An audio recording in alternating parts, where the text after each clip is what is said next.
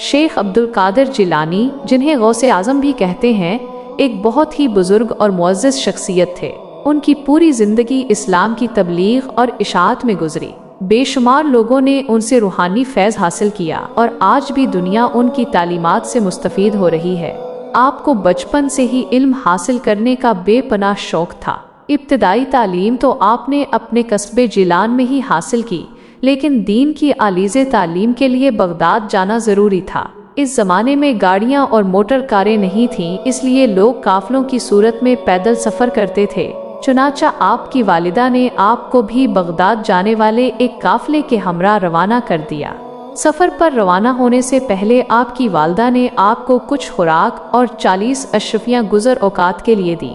आपकी वालिदा ने ये अशरफियाँ आपकी कमीज़ की तह में सी दी ताकि वो महफूज रहें, और चलते वक्त आपको ख़ास तौर पर यह नसीहत की कि बेटा, हमेशा सच बोलना और झूठ के करीब भी ना जाना। आपने माँ की इस नसीहत को गौर से सुना और सफ़र पर रवाना हो गए।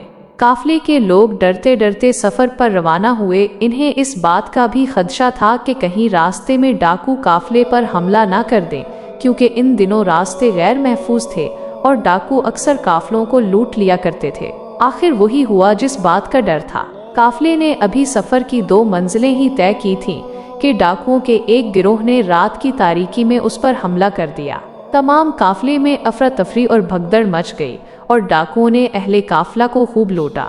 एक डाकू शेख अब्दुल कादिर जिलानी के पास आया और कहने लगा, लड़के, तेरे पास क्या है? आपने जवाब दिया, मेरे पास 40 अशरफियाँ हैं जो मेरी कमीज़ की तह में सुली हुई हैं।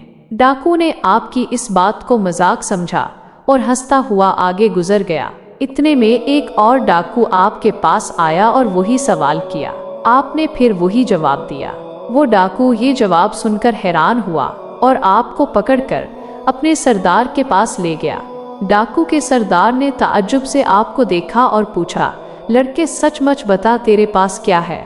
आपने वही बात दोहराई। आपकी ये बात सुनकर सरदार की हैरत की इंतहा न रही।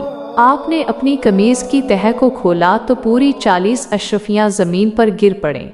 अशरफियाँ देखकर सरदार की आंखें हैरत से खुली की खुली रह गईं। उसने आपसे मुखातिब होकर कहा, लड़के, तूने सच बोलकर अपना राज क्यों फाश कर दिया, हालांकि तू आसानी से अपनी अशरफियाँ बचा सकता था। आपने जवाब दिया, मेरी माँ ने मुझे नसीहत की थी कि बेटा, हमेशा सच बोलना। मैंने अपनी माँ की नसीहत पर अमल किया है। आपका ये जवाब सुनकर सरदार इस कदर मुतासिर हुआ कि बेसाख्ता इसकी आंखों में आंसू आ गए। वो सोचने लगा कि एक तरफ ये लड़का है जिसे अपनी माँ की नसीहत का इस कदर ख्याल है, और दूसरी तरफ मैं हूँ कि अपने मालिक हकीकी के अहकाम से गाफिल होकर बेगुनाह लोगों को लौटता हूँ। उसके दिल से गफलत का पर्दा दूर हो गया। उसने तौबा कर ली और काफिले का लूटा हुआ माल वापस कर दिया। इस तरह आपकी सच्चाई की बदौलत डाकुओं की इस्लाह हो गई और वो नेकी और परहेजगारी की जिंदगी गुजारने लगे। तो ये थी गौसे आज़म हज़रत शेख अब्दुल कादिर जिलानी रहमतुल्लाह अलैह के सच की एक झलक, जिन्होंने अपनी सच्चाई से न सिर्फ अपनी हिफाजत की बल्कि एक बिगड़े हुए ग्रोह की भी इस्लाह फरमाई। प्यारे दोस्तों, अगर आपको ये ईमान अफरोज दास्तान पसंद आई और ऐसी ही मज़ीद सबक आमोज़ और रूहानी कहानियाँ सुनना चाहते हैं तो हमारे इस चैनल AI अराबी को ज़रूर सब्सक्राइब करें ताकि हर नई आने वाली वीडियो आप तक बर वक्त पहुँच सके। आपकी मोहब्बत और हिमायत ही हमारा हौसला है। जल्द मिलेंगे एक नई और ईमान ताज़ा कर देने वाली कहानी के साथ। तब तक के लिए अल्लाह हाफिज़।